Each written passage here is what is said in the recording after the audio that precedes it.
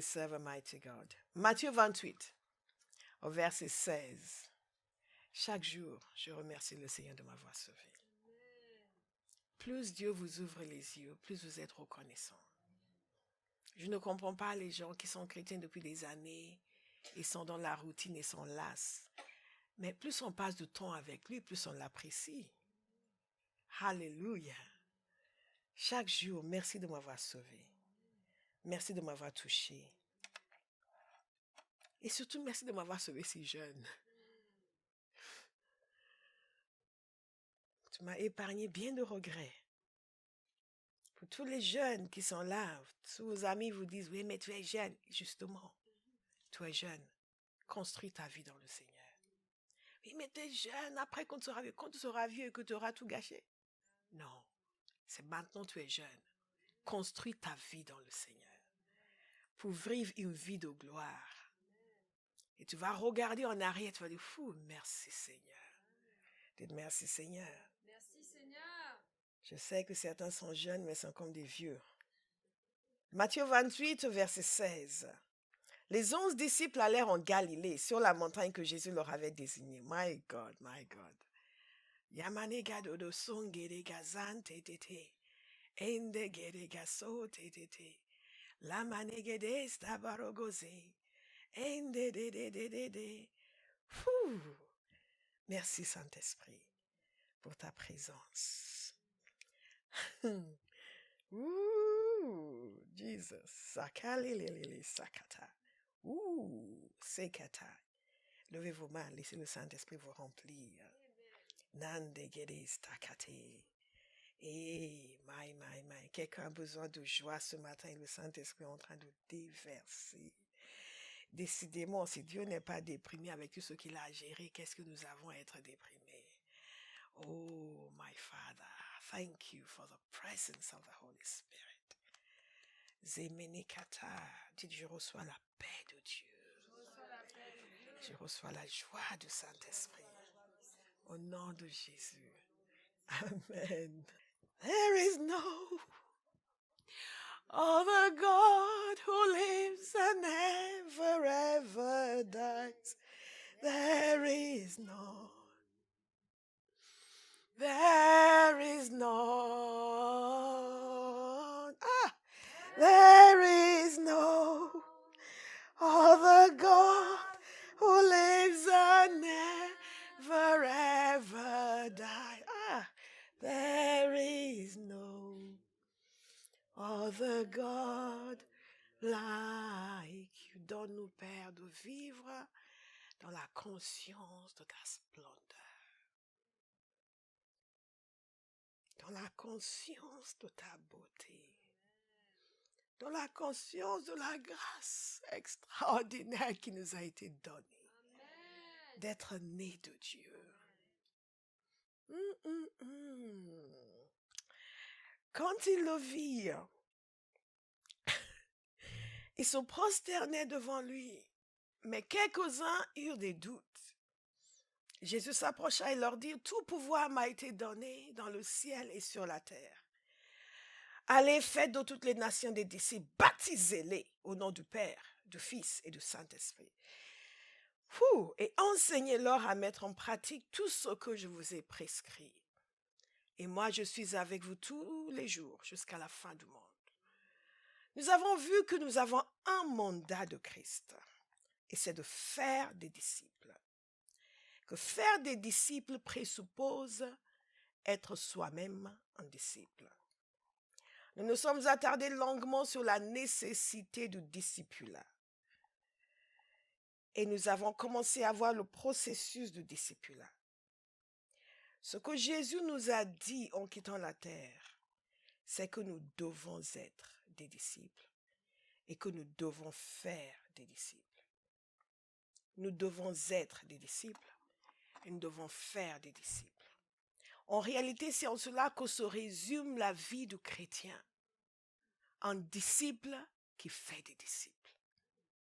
Et si je ne suis ni un disciple, ni quelqu'un qui fait des disciples, je ne suis pas en train de vivre la vie que Jésus m'a demandé de vivre.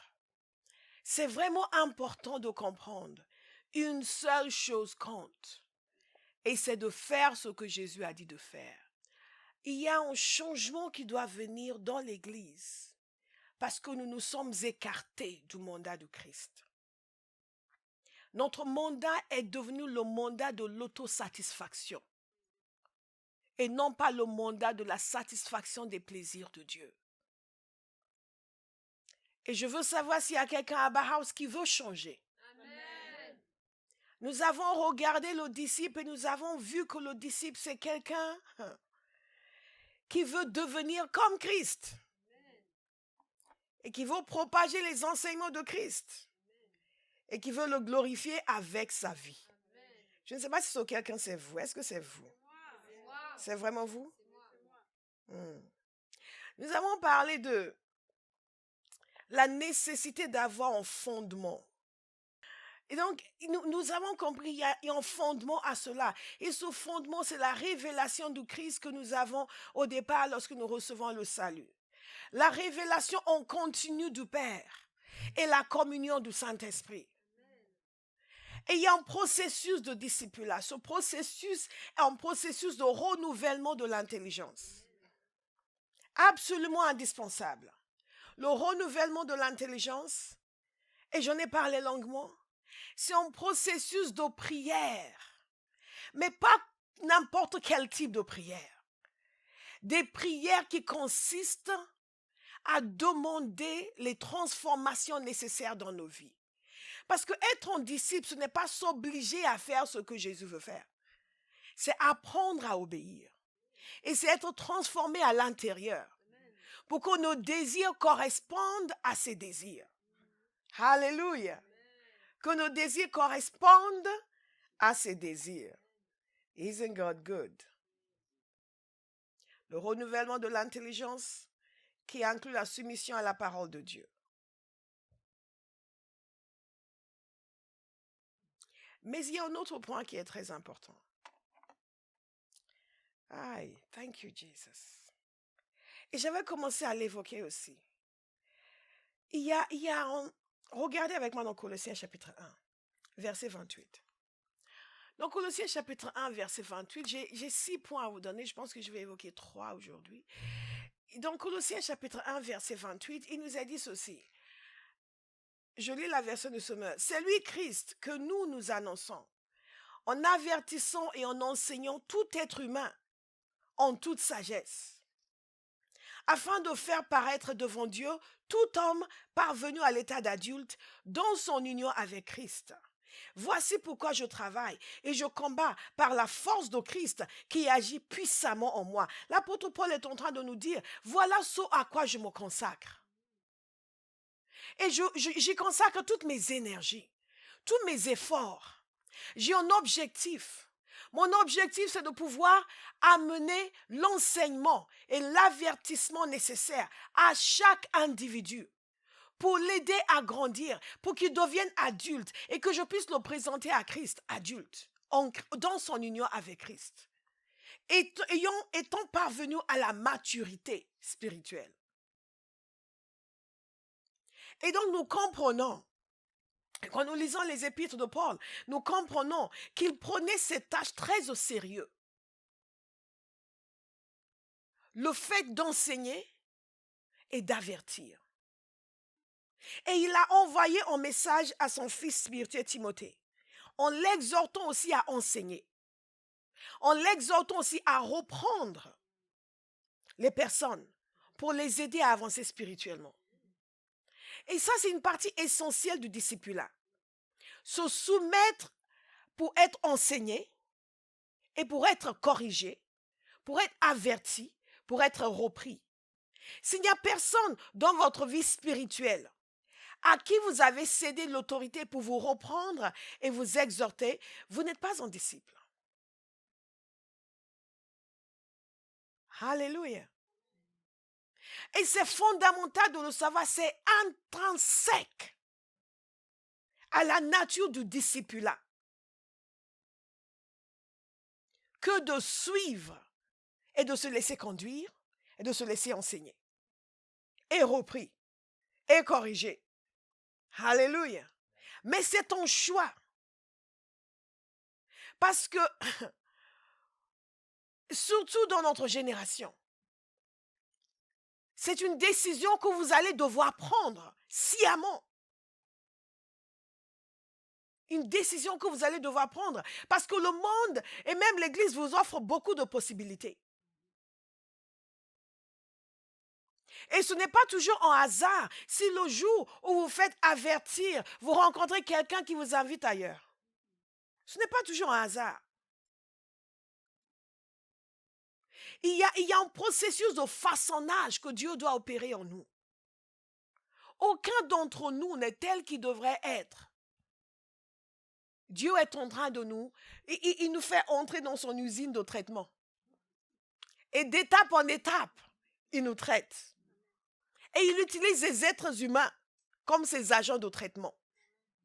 Est-ce que vous me suivez? Mais si nous n'avons accepté que quiconque ait autorité sur nous pour nous reprendre et nous corriger, nous allons souvent soit subir les accusations des autres qui ne comprennent rien à notre vie et qui réagissent uniquement par rapport à nos actions, qui ne sont pas investis en nous. Donc, ne se donnent même pas la peine de prier pour nous, pour comprendre pourquoi nous faisons ce que nous faisons et nous aider à passer à l'étape supérieure. Tout ce qu'ils voient, c'est nos actions et donc nous accusent. Ou nous allons subir la complaisance de nos amis. Est-ce que vous me suivez? Combien de fois vous avez fait une bêtise et votre meilleur ami vous dit oh, faut pas faire attention, tout le monde se trompe, non, mais qu'est-ce qu'ils avaient à être irrités contre toi? T'inquiète pas.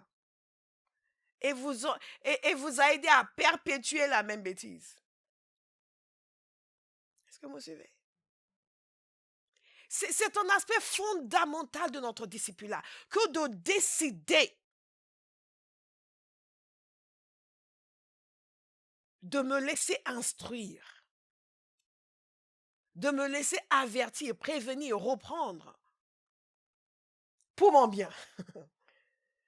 Alléluia. Pour mon bien. Pour mon bien. Il y a quelque chose que l'apôtre Paul nous dit aussi dans 1 Corinthiens 11, verset 1. Il dit ceci, soyez mes imitateurs comme je le suis moi-même de Christ. Moi, j'aime quand un serviteur de Dieu peut dire, soyez mes imitateurs. Maintenant, Paul n'est pas en train de leur dire, je suis arrivé à la perfection. Mais il est en train de leur dire avec assurance, parce qu'il sait le prix qu'il a payé. Il sait l'engagement qu'il a manifesté. Il sait ce qu'il a comme alliance avec Dieu. Il sait ce que Dieu a mis en lui, ce que Dieu voit en lui. Et il sait que si tu m'imites, ta vie va progresser. Vous savez, il y a des choses où on n'a pas besoin de ramer. On a juste besoin de trouver quelqu'un qui a déjà vécu quelque chose, qui a déjà compris quelque chose que nous avons besoin de comprendre. Et au lieu de vouloir nous mesurer à la personne, on décide d'imiter. Je pense que je vous ai dit la dernière fois que parfois nos prières sont courtes. Au lieu de donner une longue description de ce que je veux que Dieu fasse en moi, je veux juste essayer ce que tu as fait en moi, fait en moi. Parce que j'ai vu quelque chose. J'ai vu qu'elle a progressé avec Dieu. Est-ce que vous me suivez? Elle a un vécu avec Dieu. Elle a une expérience avec Dieu. Elle a des résultats que je n'ai pas. Donc, je décide d'imiter. Notre problème, c'est que nous voulons nous faire valoir à nos propres dépens. Nous essayons de faire comme si, oui, mais qu'est-ce que... Oui, Evans, oui, c'est vrai, mais moi aussi, hein, tu sais. C'est pas ce que les gens font en secret. On ne sait pas. Si on savait, on saura que tu passes ton temps à dormir au lieu de prier. Il y a des gens qui disent, quand vous voyez des gens comme ça, sachez qu'ils ne font rien d'autre en secret que dormir. Parce que ce que nous faisons en secret est manifesté. Est manifesté. Alléluia. C'est manifesté. Mais notre génération a besoin de plus d'humilité.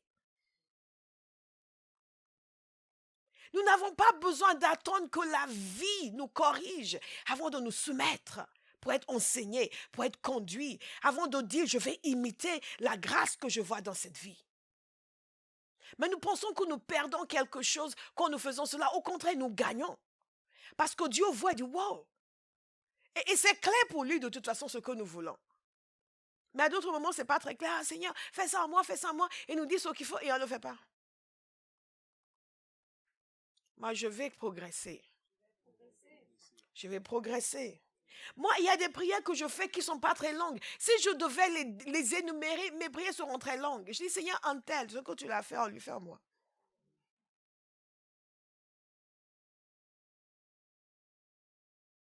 C'est pour ça que vous connaissez une de mes prières. Je dis, Seigneur, je ne sais pas ce que tu as donné à manger à l'apôtre Paul, mais donne-moi la même chose. Donne-moi. Ça en dit long. Je pourrais décrire ça pendant 3 jours. Mais j'ai vu quelque chose. J'ai dit, ah! Et c'est la raison pour laquelle, après toutes ces années, il reste encore la première personne après Jésus que je vais voir au ciel. Et je sais qu'il m'attend. Jésus a dû lui parler de moi. Il y a quelqu'un sur terre qui n'arrête pas de parler de toi.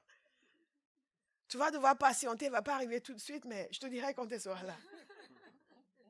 Je sais. C'est peut-être lui qui va m'accueillir. Ah, nous avons ce que nous demandons. Vous voulez être accueilli par votre arrière-grand-mère? Non, moi non, pas du tout. Moi, je veux être accueilli par l'apôtre Paul. Alléluia. Certains de nos aïeux, on ne sait pas où ils sont. Hein. Malheureusement. Parce que parfois, ceux qui nous ont laissés, aïe, aïe, aïe. Mais nos descendants sauront où nous sommes. Amen. J'ai dit, vos descendants sauront où vous êtes. Amen. Ils auront l'assurance vous concernant. Amen. Au nom de Jésus. Amen. Pas de doute. Hey, mamie, bon, et priez. Jésus est miséricordieux. Nous imitons leur style de vie. Vous savez, ce n'est que dans notre génération où nous estimons que nous savons tout. Vous savez, le discipulat par contrainte, ce n'est pas le discipulat. Si vous suivez parce que les gens vous intimident, vous ne suivez pas. Les gens vous intimident, pardon, vous ne suivez pas. Il faut qu'il y ait un désir en moi de devenir plus que ce que je suis. De devenir tel que Jésus veut que je devienne. Et je comprends que je ne le fais pas toute seule dans mon coin. Qui suis-je? Jésus leur a dit, faites des disciples. Parce que les disciples doivent être faits par quelqu'un. Ils ne se font pas tout seuls. Ils ne se font pas tout seuls. Nous ne nous faisons pas tout seuls. Et c'est totalement biblique. Mais dans notre génération où chacun fait ce qu'il veut quand il veut, mais comment il se permet de te dire que tu ne devrais pas faire ça? Mais donc, quel droit? Le droit de faire des disciples. Le mandat de Christ. Mais chacun doit savoir ce qui est bon pour lui. C'est un peu comme quand les médecins vous prescrivent un médicament. Je me souviens à l'époque, nous on avait le palu régulièrement tous les ans. Tous les ans, une fois par an, j'avais le palu. C'était devenu une habitude. Quand punish the devil.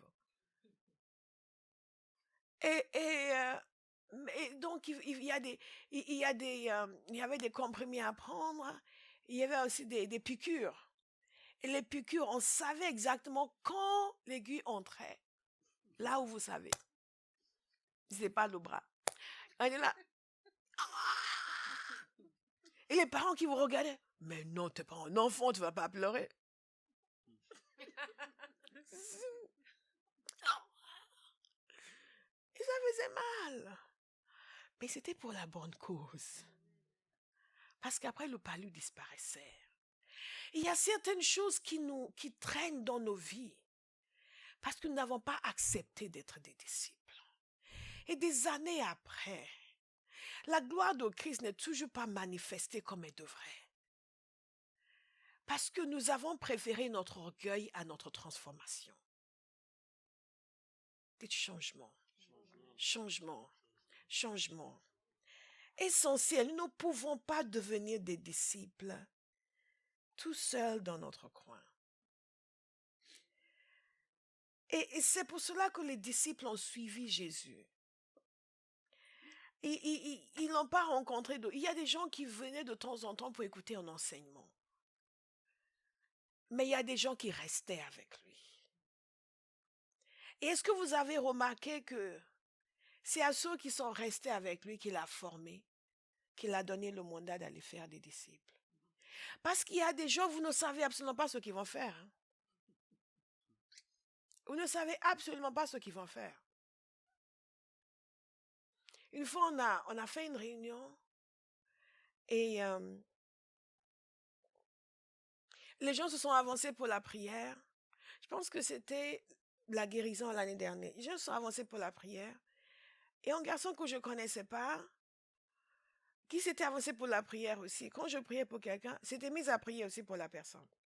Et ça m'a un peu inquiété parce que je ne le connaissais pas. Vous comprenez? Je n'aurais pas pu lui dire, va et va apporter la guérison. Je ne savais pas ce qu'il avait en lui. Est-ce que vous me suivez? Nous retardons les échéances de Dieu dans nos vies, toujours sur les temps et les saisons, parce que nous ne sommes pas devenus des disciples.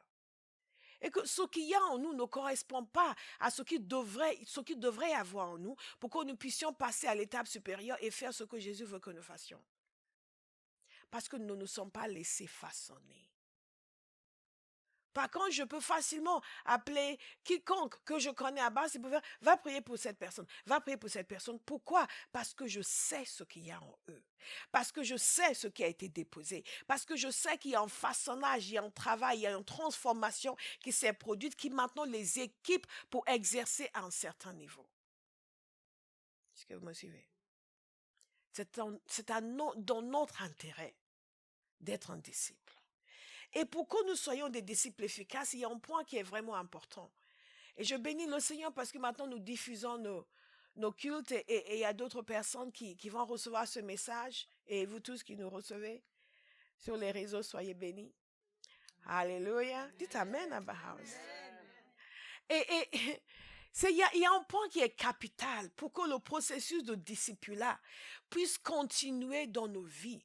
Il ne s'agit pas d'être en accord avec les personnes à qui Dieu nous a confiées pour faire de nous des disciples, mais il s'agit simplement de les honorer.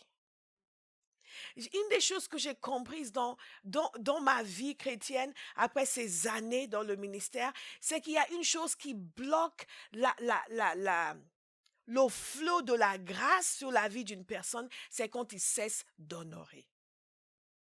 Et je vous ai souvent expliqué ça, du mois dernier, je vous l'ai expliqué, parce que pendant des années, je ne comprenais pas pourquoi la grâce qui était sur ma vie fonctionnait pour certains individus et en un moment, ça ne fonctionnait plus. Je priais pour, il y avait des résultats. Après, je priais pour rien. Et après, le Seigneur a commencé à me montrer, j'ai vu le même schéma. Et j'ai compris que dès lors où les gens commencent à déshonorer, il y a comme une porte qui se ferme. Et je peux m'égosiller autant que je veux. Ils ne reçoivent plus comme avant. Est-ce que vous me suivez? Mais ça ne passe pas. Ça ne passe pas. Ça ne passe pas. Ça ne passe pas. Et j'ai compris une chose, c'est que ma responsabilité pour ma vie, c'est d'honorer. D'honorer. J'ai des amis serviteurs de Dieu. Je pourrais dire, moi aussi, je suis servante de Dieu. Mais j'ai un devoir d'honneur, d'égard et de respect. Et quand quelqu'un a une parole pour moi, j'écoute comme un enfant. Évidemment, tout doit être discerné. Alléluia. Quelqu'un vient me dire, Dieu te dit, tu n'aurais pas dû venir à Paris. Il faut partir en Chine de magie. Merci, serviteur de Dieu. Merci beaucoup. Je n'ai pas dit, quoi? C'est faux. Tu es un faux prophète. Non. Je me dis, bon, peut-être qu'il n'a pas bien dormi hier. Peut-être qu'il a eu un souci avec son épouse et qu'il est un peu triste aujourd'hui. Donc, alléluia. Nous pouvons honorer les gens. Nous sommes une génération désagréable. Nous sommes désagréables avec les gens qui nous bénissent. Et après, nous revenons pour plus de bénédictions. Est-ce que vous me suivez? Nous voulons être des disciples. Nous voulons discerner et honorer et écouter. Quand vous êtes avec, même si c'est votre mentor, et même pas le pasteur, votre mentor, vous êtes avec quelqu'un qui a le soin de votre vie et de votre âme. quelqu'un qui sait quelque chose. Et sa vie démontre le fait qu'il sait quelque chose que vous ne savez pas. Nous parlions hier du comportement de la conduite. Une des erreurs que les gens font, c'est qu'ils parlent trop, ils donnent leur avis. Quand vous devriez être en train de poser des questions, vous donnez votre avis. Parce que nous sommes une nation, nous aimons parler, nous aimons nous exprimer. Et c'est bien. Mais il y a des moments, moi j'ai déjà fait des réunions, les gens étaient touchés puissamment, les gens venaient après me donner leur opinion sur ceci, sur tel verset, sur tel passage, sur tel ceci, et j'étais là, wow, amazing. Et j'ai béni le Seigneur pour leur révélation, j'étais béni. Mais s'ils étaient venus me poser des questions, ils auraient appris encore plus. Est-ce que vous me suivez?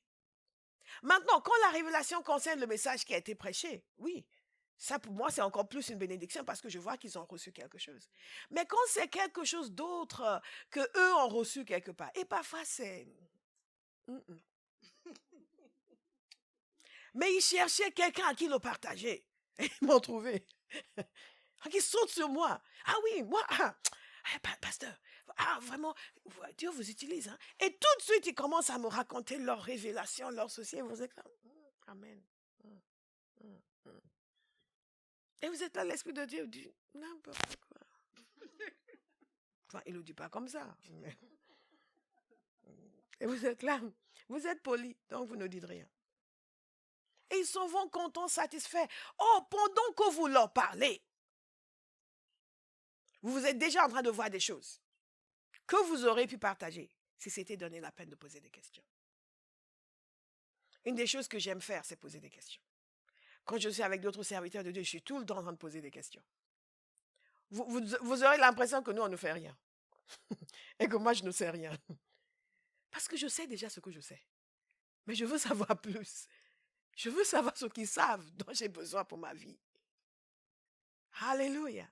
Nous devenons des véritables disciples.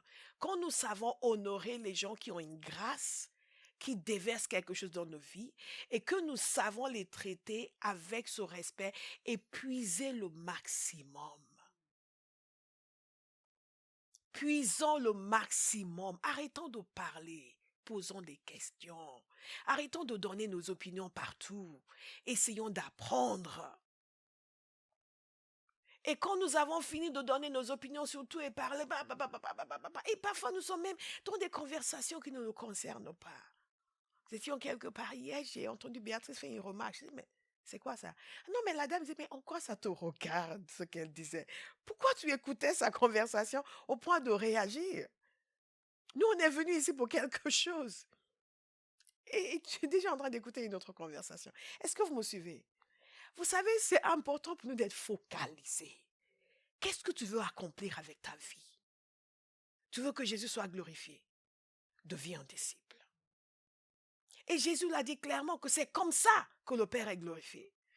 Quand nous devenons des disciples. God is good. Le deuxième point que je vais vous donner aujourd'hui, c'est... Et ce point me touche beaucoup. Et c'est lié au renouvellement de l'intelligence. Mais c'est ceci, notez-le. Le processus de discipulat implique un choix de me former pour gérer toutes les affaires de la vie conformément à la pensée du royaume de Dieu. Je m'explique. Il y a un système dans le royaume de Dieu. Il y a un système dans le monde. Nous sommes dans le monde, mais nous ne sommes pas du monde. Un disciple de Christ, c'est quelqu'un qui gère toutes les situations de sa vie selon le système du royaume de Dieu. Et c'est pour cela que je vous dis que c'est lié au renouvellement de l'intelligence, parce que pour le faire, il faut une intelligence renouvelée. Il faut une intelligence renouvelée. Il y a des relations de cause à effet dans le monde. Il y a des relations de cause à effet dans le royaume de Dieu. A plus A plus B dans le monde, c'est AD. A plus B dans le royaume de Dieu, c'est AB. Est-ce que vous me suivez? Pourquoi je dis cela? Parce que la voix de Dieu est toujours la bonne. Et donc, quand vous êtes face à une situation de vie, je vous parle du processus de discipulat, comment nous devenons des disciples et nous vivons comme des disciples. Vous êtes face à une situation de vie. Et vous savez, c'est parce que les gens n'ont pas compris cela que le message du dimanche est pour eux un message d'encouragement et pas un message de transformation. Beaucoup de chrétiens, leur vision du message, c'est l'encouragement. Ah, le Seigneur nous a vraiment encouragés aujourd'hui, il nous a bénis. Donc c'est provisoire, c'est ce que je ressens sur le moment. C'est pour cela que les serviteurs de Dieu se sentent obligés de susciter l'émotion. Parce que si les gens ne ressentent rien de fort, ils ont crié, ils ont hurlé, ouh, ils ont, ouh, et ils n'ont pas l'impression d'avoir été bénis. La plus grande bénédiction que nous pouvons avoir, après bien sûr notre nouvelle naissance, la présence du Saint-Esprit, c'est le changement de notre manière de penser. Est-ce que vous me suivez? Parce que c'est ce qui conditionne nos paroles, nos actions et nos vies. Aujourd'hui, en tant que chrétien, vous êtes ce que vous avez fait. Est-ce que vous me suivez? C'est pour cela qu'il y a un lien. Donc, je suis confrontée. Chaque situation de vie est une opportunité pour grandir comme disciple. Jésus avait un fonctionnement différent des gens autour de lui. Il a dit, je ne dis que ce que j'entends dire mon Père. Je ne fais que ce que je vois faire mon Père. Alléluia. Et donc, qu'est-ce que Dieu fait? Si Dieu travaillait dans mon bureau et qu'il y a un conflit dans le bureau, dans le monde, il y a une manière de gérer le conflit. Dans le système du royaume de Dieu, il y a une manière différente de gérer le conflit. Donc, si je suis un disciple et je suis en train de devenir un disciple, à chaque situation de vie, je dois décider. Chercher d'abord si je ne sais pas, et ensuite décider de prendre les mesures, de dire les choses et de faire les choses conformément au système du royaume de Dieu. Et ça fait partie du processus de discipulat parce que parfois nous ne savons pas. Et nous sommes là, nous sommes C'est pour cela qu'il y a des années de cela aux États-Unis, il y avait des gens qui avaient un bracelet WWJD. What would Jesus do? Pour se rappeler constamment en chaque circonstance qu'il faut agir comme Jésus aurait agi. Donc, ils doivent se demander qu'est-ce que Jésus fera dans cette situation. C'était leur expression de cette tentative de discipulat. Mais maintenant, bracelet ou pas, dès lors où le choix est fait, je dois comprendre. Je regarde ma fille, si je pense à son témoignage, du fait qu'avant sa conversion, elle était terrifiante. Qu'un grand gaillard lui a dit qu'il avait peur d'elle. Comment pouvez-vous avoir peur d'un petit bout de femme? Mais c'est à ce point qu'elle faisait peur.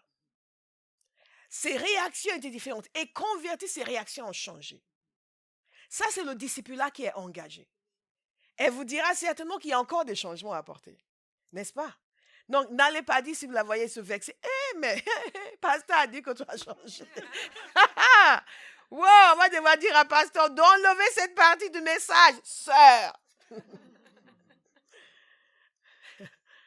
Nous sommes en voie de transformation. Amen. Alléluia. Mais c'est juste une illustration pour vous dire que maintenant, quand la même situation se produit que ce qui se produisait avant, ce n'est pas simplement le fait que j'ai été changé à l'intérieur, je n'ai plus la même réaction. C'est que moi-même, je décide de réagir différemment. Vous pouvez assister à un séminaire sur le mariage et on vous dit, prenez-vous par la main, regardez-vous dans les yeux, dites, tu es la personne la plus précieuse à part Jésus. Et on fait tout ça et on dit tout ça et c'est merveilleux. Et le temps du séminaire. Et donc le lendemain, on rentre à la maison et le soir, monsieur rentre et dit, bon, où est mon repas? Et comment ça? Tu as travaillé, j'ai travaillé. Tu es rentré à 18h, je suis rentré à 18h05. Donc, les 5 minutes que tu m'as précédé te suffisaient pour commencer à cuisiner. Logiquement, c'est vrai. il y a une logique. Les 5 minutes permettent d'entrer dans la cuisine et de mettre le réchaud ou la plaque ou qu'importe. Mais est-ce que ça correspond au fonctionnement sur le système du royaume? Et donc, monsieur dit, tu n'as pas appris la soumission. C'est pour cela, je te connais. C'est la raison pour laquelle, la première fois que je t'ai rencontré, je t'ai posé la question. Qu'est-ce que tu penses de la soumission? Et tu m'as dit que tu étais en faveur. Tu t'es marié avec moi sous de faux prétextes. Tu n'es pas une chrétienne. Tu as menti. Ils viennent dans le séminaire sur le mariage. Ils viennent de se regarder dans les yeux pour dire, oh, il n'y a que Jésus qui compte le plus pour moi que toi. Qu'est-ce qui se passe?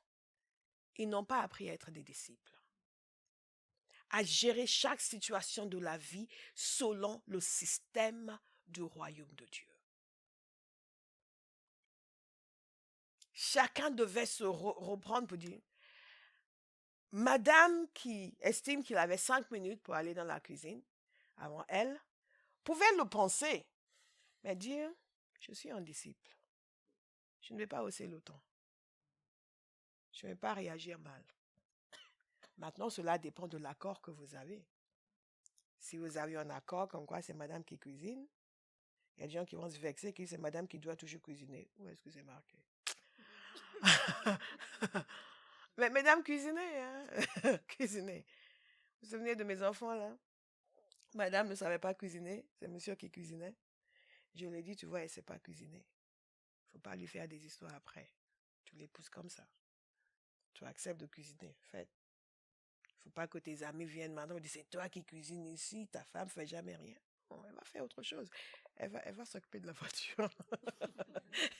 Elle va changer le moteur de la voiture. Mais qu'importe. Est-ce que vous me suivez? Mais à elle, je lui dis, hey, ma chérie, va apprendre à cuisiner. On veut la paix, n'est-ce pas? Mais quel que soit l'arrangement que vous avez, le tout, c'est le respect. C'est se rappeler que nous sommes des disciples. Et que même si l'autre partie a tort, s'il ne se comporte pas comme un disciple, moi je peux me comporter comme un disciple. Parce que dans le régime du royaume de Dieu, ce n'est pas en nous criant dessus que nous réglons les problèmes. Alléluia. Ce n'est pas en nous insultant que nous réglons les problèmes. C'est appliquer à chaque situation de la vie le système du royaume de Dieu. Que ce soit le système du royaume de Dieu pour la prière, Jésus nous en a parlé, Matthieu 5, 6, 7, 8. Jésus a parlé longuement de différentes choses, différents fonctionnements de quelqu'un qui veut être droit devant Dieu. Et la difficulté que nous avons aujourd'hui, nous pensons que notre comportement n'a rien à voir avec notre foi. C'est tout le contraire. Notre foi doit se manifester par nos œuvres. Je suis en droit de croire que vous n'êtes pas converti si vous ne vous comportez pas comme un vrai chrétien. Même si vous parlez en langue. Parce qu'il y a des démons qui parlent en langue. Pas la même langue, mais ils parlent quelque chose. Est-ce que vous me suivez? Si votre comportement ne manifeste pas le caractère de Christ, vous ne pouvez convaincre personne que vous êtes vraiment sauvé. Et Jacques nous l'explique. Et beaucoup de chrétiens pentecôtistes n'aiment pas le livre de Jacques. Ils pensent que c'est les œuvres. Non, il est simplement en train de nous montrer que ce que nous croyons doit se refléter dans notre conduite. Et cette foi que nous disons avoir doit se voir dans nos œuvres. Et un disciple, c'est quelqu'un dont les œuvres témoignent de sa foi. Chaque situation de ma vie, il y a un licenciement au travail. Comment est-ce que les gens du monde fonctionnent? Comment est-ce qu'un disciple fonctionne? Quel est le système du royaume de Dieu? Le système du royaume de Dieu, Jésus a dit, ne vous inquiétez de rien. N'est-ce pas?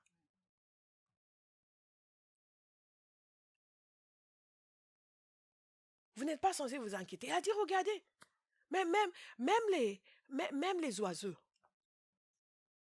Dieu s'en occupe. Les lys, Dieu s'en occupe. N'ayez pas d'inquiétude sur ce que vous allez manger, ce dont vous allez vêtir. Qu'est-ce qui se passe? Je deviens un disciple quand je commence à appliquer les enseignements de Jésus. Chaque situation de ma vie, que dit la parole de Dieu? Pas juste qu'est-ce que je ressens. Je ne suis pas la victime de mes sentiments. Le processus de disciple-là implique le choix de dire, je décide d'ordonner mes pensées, mes paroles, mes gestes, mes actions, conformément au système du royaume de Dieu. De ne pas s'inquiéter. Et les gens vous disent, oui, mais tu te rends compte? Pasteur a dit de ne pas s'inquiéter. Mais est-ce que vous savez tous les problèmes que je n'ai pas moi qui l'a dit, c'est Jésus qui l'a dit. C'est Jésus qui l'a dit. Et Jésus savait tout ce à quoi nous allions être confrontés. Il savait tout. Il savait absolument tout.